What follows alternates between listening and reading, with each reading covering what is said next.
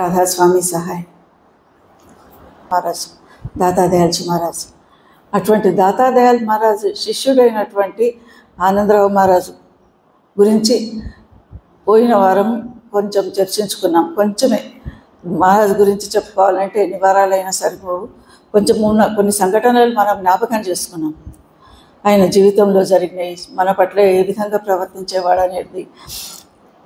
అట్లాగే మహారాజు మనకు సత్సంగంలో ఏం ఉపదేశం చేసినాడు, ఎందుకు ఇంత వందలాది మంది వేలాది మంది ఆయన పేరు ఇవాళకి తలుచుకొని మనం ఎందుకు ఆయనకు మనము అర్పించుకునేటందుకు సిద్ధంగా ఉన్నాం. మన పేరు వింటేనే ఆయన స్వరూపం మన కళ్ళ ముందు వస్తుంది, మనసు సంతోషంతో నిండిపోతుంది మహారాజు పేరు తలుచుకుంటే. గురుమతాన్ని మనకందరికీ పరిచయం చేసినాడు. గురుమతం అంటే ప్రేమ మతము, ప్రేమ మార్గం గురుమతం. గురుమతంలో స్వార్థానికి తావు లేదు. ఎవరైతే స్వార్థంతో ఉంటారో వారికి గురుమతంలో స్థానం ఉండదు.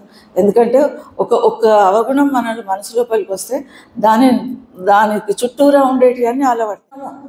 మంచి ఖ్యాలాలు పెట్టుకోమన్నారు, మంచి ఆలోచనలు పెట్టుకోమన్నారు. తన ప్రవర్తన ద్వారా మనకు ఎన్నో విధాలుగా మనకు సూచనలు చేసినారు, ధ్యానం పద్ధతి నేర్పించినారు. ఆయన తన జీవితంలో జరిగిన ఉదాహరణలు కూడా ఎన్నో చెప్పేవారు. తక్కువ సంపాదన, 2 గదుల ఇల్లు, ఎక్కువ మంది ఇంట్లో సంతానము, జాగా బాగా ఇరుకుగా ఉండేది. ఇరుగ్గా ఉంటే బూరుగు జగదీశ్వరయ్య గారు వారి ఎన్నో ఇండ్లు ఉండే వాళ్లకు ఒక బంగ్లా ఖాళీగా ఉన్నది. మహారాజ్ బంగ్లా మాది ఖాళీగా ఉన్నది. అంత ఈ ఇరుకు ఇంట్లో మీరు ఎక్కువ మంది ఉన్నారు, ఎందుకు ఇంత కష్టపడతారు, వచ్చి మా ఇంట్లో ఉండండి, నేను అంతే తీసుకోను, నువ్వు ఉన్న రోజులు ఉండు, నేను రెంట్ తీసుకోను ఉండు అంటే మహారాజ్ ఏమంటాడు, ఒక నమస్కారం పెట్టి వద్దు. వేరే వాళ్ళు అయితే ఏం చేస్తారు, సంతోషంగా పోతారు, సంతోషంగా మంచిగా నాకు విలాసంగా ఉండొచ్చు కదా, ఇంత విశాలమైన ఇల్లు దొరుకుతుంది, ఈ ఇరుకు ఇల్లు ఎందుకు అనుకుంటారు. కానీ మహారాజ్ అట్లా కాదు. ఎందుకు వద్దన్నాడంటే, నా కర్మ ఎందులో ఉంటేనే నా కర్మ కటాయిస్తుంది, నా కర్మ నశిస్తుంది, ఇది అనుభవించవలసి ఉన్నది, నేను ఇరుకింట్లో కష్టపడుకుంటూ జీవితం గడపవలసి ఉన్నదని నాకు దైవేచ్ఛ నాకు ఇట్లా ప్రసాదించింది. భగవంతుడు ఏది ప్రసాదిస్తే దాన్ని సంతోషంగా స్వీకరించాలి, సంతోషంగా అనుభవిస్తుండాలి. అంతే తప్ప ఇది దొరకలేదు అది దొరకలేదని అది అసంతృప్తి భావం మన లోపల ఉంటే అది వ్యతిరేకమైనటువంటి నెగటివిటీని మన లోపల పెంచుతుంది. అందుకని మహారాజ్ ఏమంటాడు, సున్నితంగా వ్యతిరేకిస్తాడు. వద్దు, నాకు ఇక్కడనే బాగుంది, నా కర్మ నర్శించాలి అంటే నేను ఇందులోనే ఉండాలి అంటాడు. కొడుకు రెండో కొడుకు ఉంటారు పండర్నాథ్ గారు, ఆయన MBBS చదువుతున్నారు. అప్పుడు ఆ 2 గదుల ఇళ్ళలో ఆయనకు చదవడానికి బాగా ఇబ్బంది అయితే అందరు పడుకున్న తర్వాత తిని పడుకున్న తర్వాత రాత్రి 11కో 12కో అందులో ఒంటింట్లో కూర్చొని చదువుకునేవాడంట. తర్వాత ఆయన పెద్ద డాక్టర్ అయి కెనడాలో ఉన్నప్పుడు మహారాజ్ ఒకసారి రాస్తే అడుగుతాను ఆనందరావు మహారాజ్ కొడుకుకు, ఏమని, మహారాజ్ నా దగ్గర పేదరికము, నీకు సరైన సౌకర్యాలు నేను చేయలేకపోయినా అని మహారాజు రాస్తే ఆయన అంటాడు, నాన్నగారు నేను ఇప్పుడు అంత సంతోషం లేదు, ఆ రోజులే నాకు బాగుండేది, ఆ రోజుల్లోనే నేను సంతోషంగా ఉన్నా, ఇప్పుడు అంత సంతోషం లేదు. అంటే ఏంటి, దొరికింది భగవంతుడు ఇచ్చిన దాంట్లో సంతోషంగా గడపడానికి ప్రయత్నం చేయడం. ఆయన తన అదే కాదు, ఒకసారి పెద్ద కూతురు బాగా జబ్బు పడుతుంది. జబ్బు పడ్డప్పుడు చేతిలో డబ్బులు లేవు. ఆఫీస్లో మహారాజ్తో పని చేయించుకోవడానికి వచ్చిన వాళ్ళు ఏదో లంచం రూపంలో కొంచెం డబ్బులు ఇవ్వబోతారు. మహారాజ్కి అన్ని చేతిలో పైసలు లేవు, ఇంట్లో పిల్ల జబ్బు పడి ఉన్నది, డాక్టర్ దగ్గరికి పోతే మందుకు కావాలి, డాక్టర్ ఫీజు కావాలి, తీసుకుంటే ఏం పోయింది అని ఒక్క క్షణం మనసు చెల్లించి ఆయన ఇచ్చిన లంచం డబ్బు తీసుకుంటాడు. ఎంత ఇచ్చిండో అంత తీసుకుంటాడు. తీసుకొని ఇంటికి వచ్చిన తర్వాత దాతాదయాల దగ్గర దర్శనానికి వెళ్ళి మొక్కినప్పుడు దాత ఎరుపు నిప్పులు కురుస్తున్న కళ్ళతో కోపంగా చూసినట్టు అనిపించిందట. నీకు నమ్మకం లేదా, నీ గురువు మీద నీకు నమ్మకం లేదా, నువ్వు లంచం తీసుకుంటావా, తప్పు పని చేస్తావా అని దాత కోప్పడ్డట్టు అనిపించింది అంతరాత్మ అట్లా. దానివల్ల ఏమైంది, తెల్లవారే వెళ్ళి ఏ మనిషి దగ్గర నుంచి అయితే ఆ డబ్బులు తీసుకున్నాడో ఆ పైసలు రిటర్న్ ఇచ్చేస్తాడు ఆయన. దాతదయాల దయ వల్ల ఆ అమ్మాయికి మంచిగా అయిపోతుంది. అది తన జీవితంలో జరిగిన సంఘటనలని చెప్పి ఒక దగ్గర నడుస్తున్నాడట, ఎక్కడో ఒక రూపాయి కాయిన్ కనిపించింది, వంగి తీసుకున్నాడు. తీసుకున్న తర్వాత 4 అడుగులు వేసిన తర్వాత అనిపించింది ఇది ఎవరితో వాళ్ళ కష్టార్జితం ఉన్నది, వాళ్ళు ఎందుకోసమో తీసుకొని పోతున్నారు, అది పొరపాటున జారి కింద పడ్డది, అది కానీ నేను తీసుకొని దగ్గర పెట్టుకుంటే వాళ్ళకి అది కష్టం అయిపోతుంది. పైగా నాకు ఆ పరాయి సొమ్ము పాము వంటిది, ఆ పరాయి సొమ్ము నాకెందుకు? ఇతరుల కష్టార్జితము మనం తీసుకోవడానికి మనకు హక్కు లేదు. మనం న్యాయంగా కష్టపడి ఎంత సంపాదించుకుంటామో అదే మనది. వేరే వాళ్ళది ఇవాళ రేపట్లాగా రామ్ రామ్ చెప్పిన పరాయి మాలప్న అని వేరే వాళ్ళ సొమ్ముకు ఆశపడే కాలం కాదు అది. ఆయన తను ఏదైతే ఆచరించిండో మనకు అదే నేర్పించిండు మహారాజు. ఆయన తన జీవన ఉదంతాలు చెప్పింది కూడా అందుకే. అవి మనం తలుచుకొని ఇవాళకి మనం పాటిస్తున్నాం. భక్తుల లోపల విశ్వాసం. ఎవరో ఎందుకు ఈ చంద్రమౌళి ఇక్కడ కూర్చొని అన్నాడు. ఆ చంద్రమౌళి ఒకసారి చెప్పినాడు, హుజరాబాద్ నుంచి వస్తారు వాళ్ళు బిజినెస్ పని మీదనో ఏదో పని మీద, చుట్టాల దగ్గరకు పని మీద వచ్చినప్పుడు రాగానే మహారాజ్ దగ్గరికి వెళ్ళి దర్శనం చేసుకొని ఆ వచ్చిన పని చేసుకొని ఇంటికి పోయేవాళ్ళు. ఎప్పుడైనా వీలు కాకనో టైం లేకనో ఆ మహారాజ్ దగ్గరికి తర్వాత పోదాంలే, సాయంత్రం పోదాము, నెక్స్ట్ టైం వచ్చినప్పుడు పోదాం అనుకుంటే ఆ వచ్చిన పని మట్టుకు అయ్యేది కాదంట. అది విశ్వాసం. ఎందుకు ఆయన తన జీవితంలో జరిగిన సంఘటనలని మనకు చెప్తున్నాడు కనుక మనకు అటువంటి వాతావరణం ఏర్పడుతుంది, మనకు ఆ విశ్వాసం ఇంకా బలపడుతుంది, దృఢపడుతుంది. మా చిన్నప్పుడు త్రిమూర్తులు ఆనందరావు మహారాజు ఏం చేసినాడు, సంగారెడ్డిలో మా ఇంటికి ఫకీర్చంద్ మహారాజును నందుబాయి మహారాజును తీసుకొని వచ్చారు. ఇంకా నాకు 7 ఏళ్ళు హారతి చేసినాం, మంగళాచరణం, పెద్ద మంగళాచరణం 9 చరణాలు చేసి పూలమాలు వేసి అదంతా చేసి. అదంటే ఈ ఊళ్ళ లోపల నడిచి ఇంత దూరం ఎందుకు పోవాలి అని కూడా వాళ్ళు అనుకునేవాళ్ళు కాదు. ఆనందరావు మహారాజు కూడా ఏనాడు కూడా అంత దూరానికి నాకు కారు కావాలి, వైభోగం కావాలి ఎప్పుడు కోరుకోలేదు. నడిచేవాడు, ఎంత దూరమైనా సరే నడిచేవాడు, బస్సు దిగి నడిచేవాడు. ఒకసారి మా ఇంటికి ఏదో రిపేర్ చేపిస్తున్నాం, రిపేర్ కూడా కాదు, పైన ఇల్లు కట్టినప్పుడు కొన్ని పనులు చిల్లర పనులు మిగిలినాయి. అవి చేయిస్తే మా మేస్త్రి ఆయన ఏం చేసినాడంటే డబల్ కూళ్ళు వేసేసుకున్నాడు. ఎన్ని ఇవ్వాలనో అన్ని కాకుండా వసూలు చేసుకునేవాడు ఎప్పటికప్పుడు. ఇంకా కొన్ని ఇచ్చేది ఉంది, 2 రెట్లు వేసేసిండ్రు. రేట్లు వేసి చెప్పేసరికి నేను వచ్చిన ఇదంతా 88 నాటి మాట, 1988-89 నాటి మాట.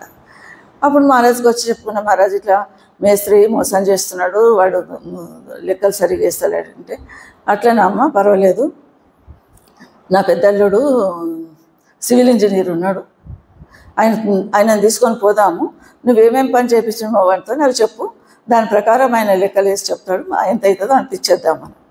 సరే మహారాజు ఎప్పుడు రమ్మంటారు అంటే పలానా టైంకి పలానాడు అంటే పొద్దుటిపూట పోయినా, 8 గంటలకు రమ్మంటే పోయినా ఇంటికి, కలాసిగూడ ఇంటికి.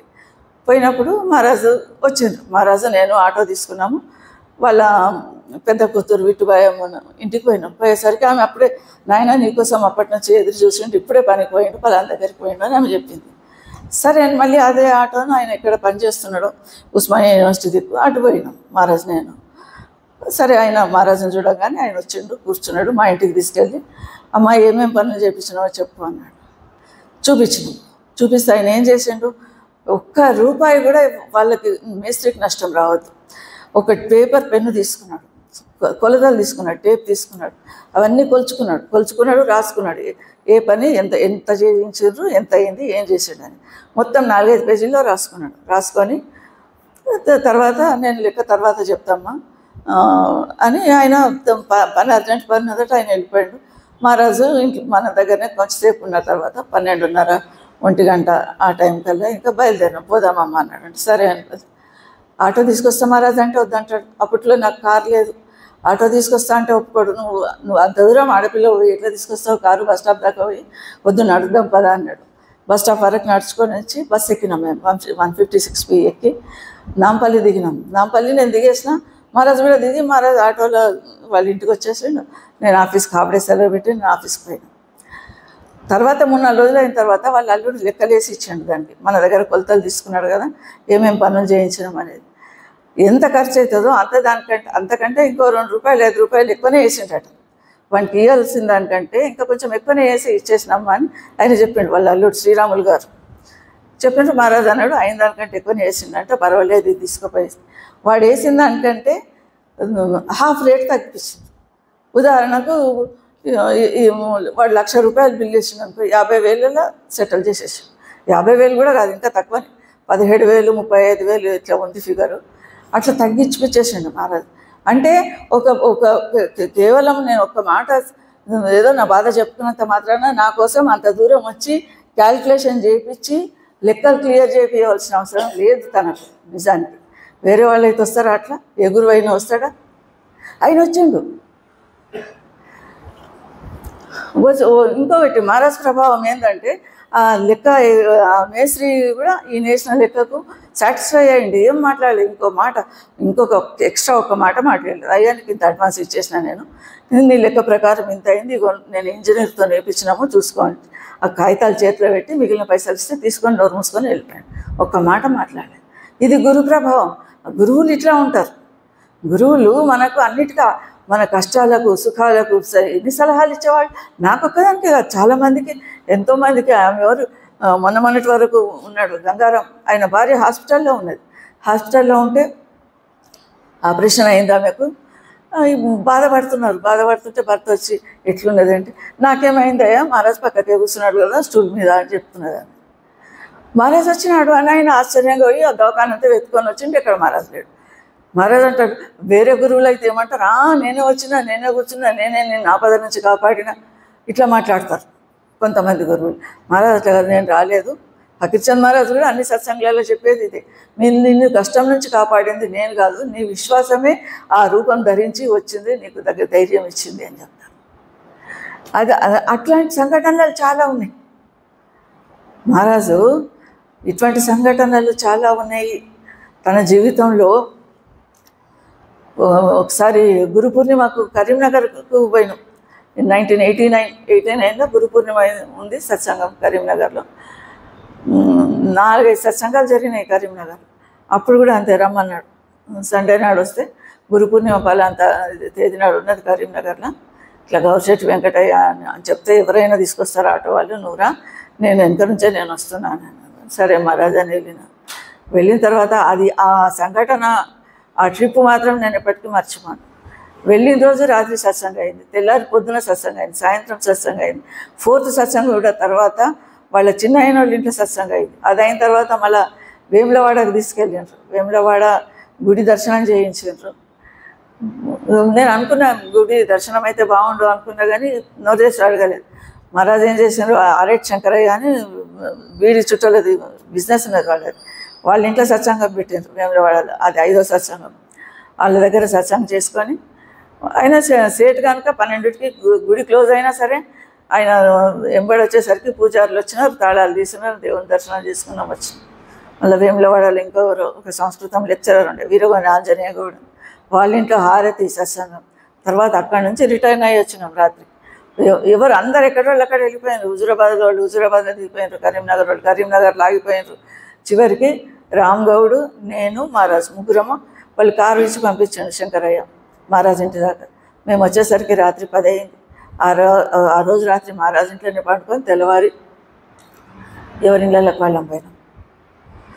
అది ఆ విధంగా మహారాజు ఒక్కటని కాదు, ఒకరికి ఒక విధమైనటువంటి సహాయం అందించి, లేదా ఆత్మిక ఎనర్జీ, మనకు భౌతికంగా ఇటువంటి సహాయం కాదు, ఆత్మకు ఏది కావాలనో, ఏ ఆహారం కావాలనో అది పుష్కలంగా అందించిపోయినాడు. మనము మన సాధన చేసుకోవడానికి సాధన సత్సంగం రెండే, ముఖ్యంగా సత్సంగము, రెండోది సాధన. ఇది నేర్పించారు. సాధన సాయంత్రం ఇక్కడ ఏవో సిగరెట్ ఆఫీస్ నుంచి కొన్నిసార్లు వచ్చేసరికి ఇక్కడ అలారం పెట్టేవాడు, ఇక్కడనే తను కూర్చునేవాడు. అలారం పెట్టి ఆ టైంకంతా మోగేది. అప్పటి వరకు ధ్యానం కూర్చునేవాడు, బట్ట కప్పుకొని తాను కూర్చునేవాడు, మనలను మన శివమంగళ సింగ్ మహారాజ్కు గురించి కూడా మహారాజే ప్రేమానంద రాయ్ మహారాజ్ వచ్చినాడు ఒకసారి. వచ్చి నువ్వు ఇంత సామ్రాజ్యం ఏర్పరచుకున్నావు, కల్ ఆప్కా ఆంఖ్ బంద్ హో గయే తో ఇస్కు కోన్ సంభాలేగా అని అడిగాను. రేపు నువ్వు కన్ను మూస్తే దీనిని ఎవరు సంభాళిస్తారు అని అడిగితే ఇదే ప్లేస్లో కూర్చున్నాడు, ఇట్లా చాలాసేపు ఆలోచించి నాకు ఇది నందు భాయిజీ మహారాజ్ దగ్గర నుంచి వచ్చింది. భాయిజీ స్థానంలో నేను ఇక్కడ ఈ సౌత్కు దక్షిణాదికి ఆచార్యగా నేనున్నాను, ఉత్తరాధికారిగా నేనున్నా కనుక నేను మహారాజ్ కొడుకుకే ఇస్తున్నా ఈ పదవి అని ఉత్తరాధికారిగా శివమంగళ సింగ్ మహారాజ్ పేరు మహారాజే తన ప్రతిపాదించండి. తన తర్వాత ఎవరు రావాలనేది కూడా ముందే నిర్ణయం చేశారు మహారాజు. తర్వాత మహారాజు రిటైర్ కాకముందు ఆఫీస్లో పనిచేసిన రోజుల్లో కూడా దాతాదాయ ఆజ్ఞతోనే, సొంతం కాదు, మహారాజ్ ఆజ్ఞ తీసుకున్నారంట. తీసుకొని ధ్యాన్కి వెళ్ళి ఇంటి దగ్గర అంత టైం దొరకదు కదా మహారాజ్ అని అంటే, పర్వాలేదు ఆఫీస్లో నువ్వు పనిచేస్తున్నావు కూడా రిలాక్స్గా ఇప్పుడు లంచ్ అవుతుంది, అయిన తర్వాత నీకు 15 నిమిషాలు టైం దొరుకుతుంది, కళ్ళు మూసుకొని కూర్చో, ఏం పర్వాలేదు, ఎప్పుడు వీలైతే అప్పుడు 2 నిమిషాలు 3 నిమిషాలు కళ్ళు మూసుకొని ధ్యానం చేసుకో, నీకు రోజంతలో 1-2 గంటల టైం నువ్వు చేసిన దాంట్లో కౌంట్ అవుతుంది అని చెప్పిండ్రట ఎవరు దాతాదాయ. తను అట్లా చేసేవాడు. మళ్ళీ వెళ్ళేటప్పుడు కూడా మొన్న వాళ్ళ కోడలు చెప్పింది, అదే మాధవరావు గారు మిసెస్ లక్ష్మి వచ్చింది, ఆనందరావు మహారాజ్ కోడలు, చిన్న కోడలు చెప్పింది, వాళ్ళ ఆనందరావు మహారాజ్ వాళ్ళ తల్లి దాతాదయాలను అడిగిందట. దాతాదయాలు ఎప్పుడైతే నామదానం ఇచ్చేటందుకు రేపు రాన్ మహారాజ్కి చెప్తాడు. భాయిజీ మహారాజ్ ఇంట్లో దాతాదయాలు సత్సంగం చేసినప్పుడు ఆనందరావు మహారాజ్ వెళ్ళి ప్రార్థన చేస్తాడు, నాకు కూడా ఈ ఉపదేశం ఇవ్వండి, నేను కూడా నాకు ఈ దీక్ష ఇస్తే నేను కూడా సాధన చేస్తాను, మీరు చూపించిన మార్గంలో నడుస్తాను ప్రార్థన చేస్తే. మహారాజ్ రేపు రా అన్నాడు. రేపు మార్నింగ్ 5 గంటలకు రమ్మంటే సరే అన్నాడు. ఈలోగా వాళ్ళ అమ్మ ఏం చేసింది, మహారాజ్ వాళ్ళ అమ్మ ఆమెకు భయం పట్టుకున్నది, కొడుకు సన్యాసుల్లో కలిసిపోయి ఇల్లు వాకిలు వదిలి ఎక్కడైనా పోతే ఈ అడవులలోనో పడిపోతే ఎట్లా, కుటుంబం ఎట్లా, పరివారం ఎట్లా, భార్య పిల్లలు ఉన్నారు ఎట్లా అని ఆమె బాధపడి దాతాదయాల దగ్గరికి వెళ్ళి ప్రార్థన చేసిందంట. దాతాదయాల పదాలకు నమస్కరించి, మహారాజ్ నువ్వు ఆయనను నా దీక్ష ఇస్తా అంటున్నావు, ఆయన ఈ అభ్యాసము సాధనలలో నిమగ్నం అయిపోయి మమ్మల్ని పట్టించుకోకపోతే మా పరిస్థితి ఏంది, పిల్లలు ఉన్నారు, భార్య ఉన్నది, మా పరిస్థితి ఏం కావాలి అని అంటే, మన దాతాదయాలు అన్నాడట, అమ్మ ఇది గృహస్థ ధర్మం, గృహస్థ మార్గం, ఇది మన గురువులందరూ గృహస్థ గురువులు. స్వామీజీ మహారాజ్ కూడా పెళ్ళయింది, హుజూర్ మహారాజ్కి అయింది, దాతాదయాలకి అయింది. దాతాదయాలకి ఎంత 6 సంవత్సరాలు మాత్రమే భార్య ఉన్నది, ఆ తర్వాత ఆమె మరణించింది. తర్వాత ఆయన పెళ్లి చేసుకోలేదు, అంత జీవితం మొత్తం పరమార్థానికే అంకితం చేసేసిండు. క్లాసికల్ రైటర్, సంత మతానికి వ్యాసుని వంటి వాడు దాతాదయాలు. అద్భుతమైనటువంటి మేధాశక్తి, జ్ఞాపక శక్తి, వేలాది శబ్దులు రాసిండు, వేలాది పుస్తకాలు రాసినాడు, వేలాది మంది సత్సంగీలను తయారు చేసినాడు, వేలాది మంది శిష్యులను తయారు చేసినాడు, వేలాది మంది శిష్యులను భవసాగరం నుంచి తరింపజేసే ఉపాయం చెప్పి వాళ్ళకి తగిన శక్తిని ప్రసాదించినాడు దాతాదయాలు. అటువంటి దాతాదయాలు చెప్తున్నాడు. అమ్మ ఇది గృహస్థ సంతులు ఉన్నారు అందరు ఈ మతంలో, పరందయాల్జీ మహారాజ్కు కూడా సంతానం ఉన్నారు. అట్లా ఆయన ఒక ఉన్నత స్థాయికి, పరమహంస స్థాయి, పరమసంత స్థాయికి చేరుకున్న సంతు. నందుభాయిజీ మహారాజ్కు ఉన్నారు అందరూ. ఇది గృహస్థి గురువు మతం, ఇది నువ్వేం భయపడకు అని ఆయనకు అభయం ఇచ్చింది వాళ్ళ అమ్మకు. అప్పుడు ఆమె వెళ్ళిపోయింది. ఆ తర్వాత మహారాజ్కు దీక్ష ఇస్తాడు. ఆ విధంగా నామదానం తీసుకున్నప్పుడు అప్పటి నుంచి అదే పద్ధతి పాటిస్తుంటాడు. సాధన, సత్సంగం, మళ్ళీ సింప్లిసిటీ, మనసు లోపల పవిత్రంగా ఉండాలి. మనసు పవిత్రంగా ఉంటేనే మన సాధన సాగుతుంది, ఉద్ముఖ సాధన జరుగుతుంది. ఇందులో కామము, క్రోధము, లోభము, మోహము, మదము, మాత్సర్యం, ఈర్ష, ద్వేషము, అవలక్షణాలు ఎన్ని ఉండాలో అవన్నీ పెట్టుకొని పరమాత్మ దగ్గరికి నేను చేరుకోవాలంటే అది కాదు, సాధ్యమే కాదు. దాతాదయాలు కానీ పరందయాలు, దాతాదయాలు అన్ని 3000 పుస్తకాలు 5000 పుస్తకాలు రాసిన తనంతాను ఏమనుకునేవాడు, నేను సంతుల చెప్పుల దగ్గర కూర్చునే వాడిని, సంతోంక జూతంకే పాస్ బయటనే వాళ్ళ శివ్ అని రాసుకునేవాడు తనంతాను. శివ్ సత్సంగీల దాసుడు శివ్ అని రాసుకునేవాడు. ఆ సింప్లిసిటీ ఎట్లా వచ్చింది, అదే సింప్లిసిటీ మన ఈ సద్గురువులందరికీ వచ్చింది. ఆనందరావు మహారాజ్కి వచ్చింది కూడా అదే.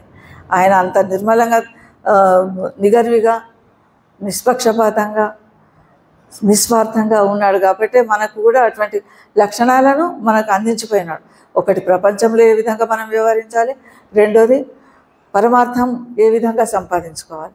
పరమార్థం సంపాదించుకోవాలంటే మనం ఏ విధంగా మన ప్రయాణం ఉండాలి, ఏ విధంగా చేయాలి అనేది మనకు బోధించి ఆ మార్గంలో నడిచేటందుకు నిరంతరం మనకు ప్రేరేపణ కలిగించిన మహారాజ్ చరణాలకు కోటి కోటి ప్రణామాలు. అందరికీ రాధాస్వామి. ఈ దేవి ప్రసన్నురాలవుతుందా, సంతోషపడుతుందా? మేకను కోళ్ళను మీరు బలిస్తే, దేవికి బలి ఇవ్వాలని అనుకుంటే నీ లోపల ఉన్న ఈ చెడ్డ గుణాలను బలి ఇవ్వండి. అరిషడ్ వర్గాలను, కామం, క్రోధము, లోభం, వీటిని బలి ఇవ్వండి. అంతే తప్ప నోరులేని జంతువులను కాదు. ఇది అది కబీర్ సాహెబ్ కూడా అదే మాట అంటాడు. దిన్భర్ రోజా రఖత్ హై, రాత్ హనత్ హై గాయ్, వా ఖూన్ హై. రోజంతా ఉపవాసం ఉంటారు, రాత్రి కోళ్ళను మేకలను కోసుకొని తింటారు. ఆ భగవంతుడు సంతోషిస్తాడా? తాను సృష్టించిన ప్రాణిని సంహరిస్తే సంతోషిస్తాడా?